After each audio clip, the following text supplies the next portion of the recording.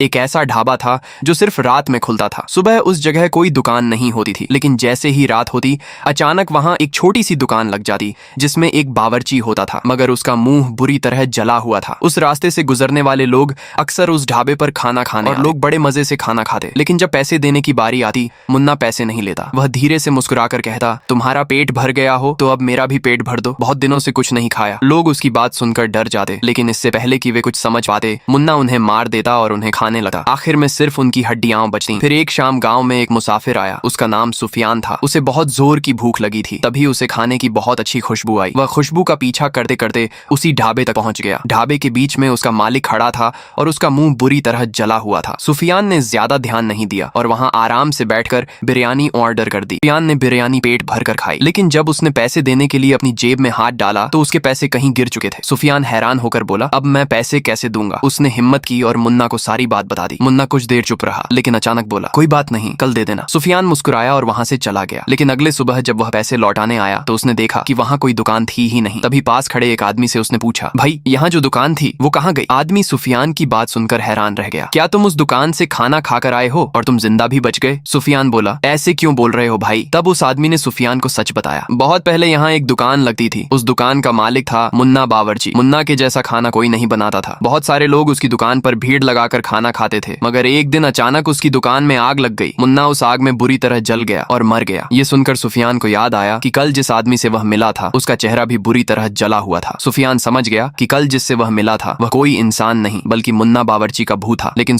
उस दिन जैसे ही मुन्ना बावर्ची की दुकान लगी, सुफियान तुरंत वहां पहुंच गया। उसने मुन्ना को उसके पैसे लौटा दिए। मुन्ना हैरान हुआ और थोड़ा खुश भी। तभी सुफियान ने हिम्मत करके पूछा, मुझे तुम्हारी आधी कहानी पता है, क्या तुम अपनी पूरी और सच्ची कहानी मुझे बता सकते हो? मुन्ना कुछ देर चुप रहा, फिर बोला, जब मैं यहाँ दुकान लगाया करता था तो मेरी कमाई बहुत अच्छी होती थी, लेकिन मेरी तरक्की से कुछ लोगों को इतनी जलन होने लगी कि उन्होंने मेरी दुकान में आग लगा दी। मैं उसी आग में जलकर मर गया। उस दिन से मुझे लोगों से बदला चाहिए था, लेकिन मैं सुबह बाहर नहीं निकल सकता और रात को यहाँ कोई नहीं आता। सुफियान ने धीरे से कहा, मैं तुम्हारी मदद करूंगा। अगले दिन सुबह सुफियान ने वहीं बिरयानी की दुकान लगाई और बाहर एक बड़ा सा बोर्ड लगा दिया, रात को आने पर अनलिमिटेड बिरयानी फ्री। लोग ये देखकर बहुत खुश हुए। शाम होते होते वहां भीड़ जमा होने लगी। ऐसा लग रहा था जैसे पूरा गांव वहां आ गया हो। जैसे ही रात हुई लोग चिल्लाने लगे, अब तो रात हो गई, कब मिलेगी अनलिमिटेड बिरयानी? सुफियान मुस्कुराया और बोला, उसके लिए मैंने एक स्पेशल बावर्ची को बुलाया है, लो आ गया। तभी मुन्ना बावर्ची अंदर आया। उसे देखते ही सारे लोग डर गए, लेकिन मुन्ना बोला, डरो मत, मैं बस उन कुछ लोगों से बदला लूंगा जिन्होंने मुझे मारा था। मुन्ना ने उन तीनों गुनहगारों से अपना बदला ले लिया। उसके बाद सुफियान और मुन्ना ने मिलकर पूरे गांव को फ्री की अनलिमिटेड बिरयानी खिलाई। उस रात मुन्ना का बदला भी पूरा हो गया और पूरे गांव का पेट भी भर गया।